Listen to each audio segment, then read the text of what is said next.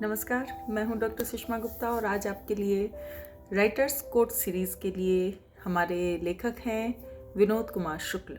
जी हाँ, वही विनोद कुमार शुक्ल जिनकी आजकल बहुत चर्चित हैं अपने 2 उपन्यासों की वजह से। खासकर एक दीवार में खिड़की रहती थी, जिसके लिए उन्हें अभी ज्ञानपीठ पुरस्कार से सम्मानित किया गया है।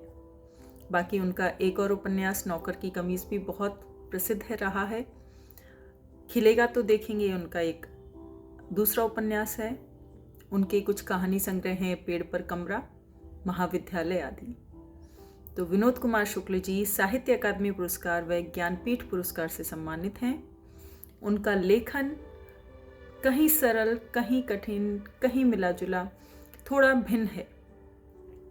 किसी को दीवार में खिड़की रहती थी बहुत बहुत पसंद आ रही है, और कुछ लोग ऐसे हैं, मैंने फेसबुक पर लोगों की प्रतिक्रियाएं पढ़ी हैं दीवार में एक खिड़की रहती थी इस किताब को लेकर के, और कुछ लोगों का कहना है कि वो उनके दिमाग के ऊपर से निकल गई।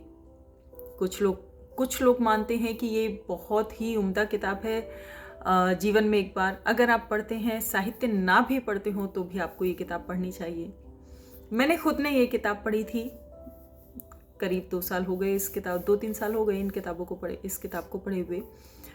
तो मुझे अच्छी लगी, मतलब सही लगी। एक्चुअली दीवार में एक खिड़की रहती थी ये एक ऐसा उपन्यास है जिसमें कोई ऐसी अप्रतिम, कोई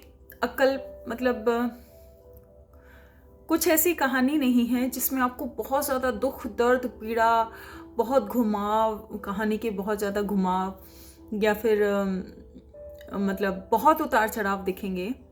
ये एक मध्यम वर्गीय, उस समय के मध्यम वर्गीय ही मान लीजिए कि एक टीचर की कहानी है, एक मध्यम वर्गीय टीचर की कहानी है जिसकी नई शादी हुई है और वो अपनी नव विवाहिता को उस जगह लेकर आया है जहाँ की वो रहा करता था।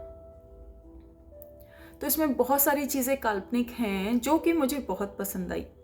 खासकर यही जो खिड़की है वो एक काल्पनिक खिड़की है। उनके उस टीचर के घर में, किराए के घर में एक काल्पनिक खिड़की है जिसमें से वो पति पत्नी एक दूसरी दुनिया में, जिससे कूदकर वो एक दूसरी बहुत ही सुंदर सी दुनिया में चले जाते हैं।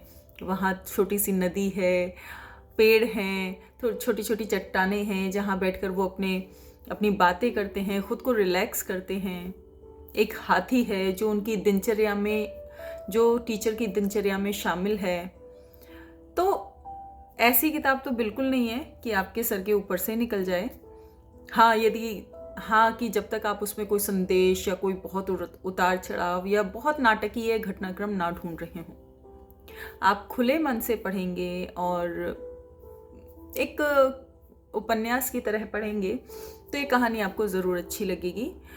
और आजकल के टाइम पे तो ऐसी कहानी लोगों को, क्योंकि लोग विश्वास ही नहीं करते हैं कि इतनी सुंदर दुनिया भी हो सकती है, कि कोई इतना सुंदर अपने लिए, अपने साथी के लिए सोच भी सकता है, और इतनी आसान आराम की ज़िंदगी किसी की हो भी सकती है।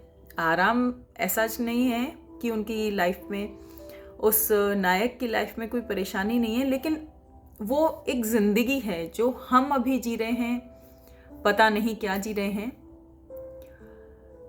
जो दीवार में एक खिड़की रहती थी का नायक है, उसकी जो नायिका है, वो जो ज़िंदगी जी रहे हैं, शायद वही असली ज़िंदगी है। और उस ज़िंदगी को लोग देख नहीं पा रहे हैं आजकल, इसीलिए लगता है कि उनके सर के ऊपर से निकल रही है। तो किताब अच्छी है, थोड़ी एंटरटेनिंग भी है, थोड़ी काल्पनिक भी है, थोड़ी सुंदर भी है। तो पढ़ सकते हैं आप, उसे ज़रूर पढ़ सकते हैं। तो अब इस सीरीज़ में मैं विनोद कुमार शुक्ल जी के कुछ उद्धरण पढ़ूंगी, तो साथ बने रहिएगा।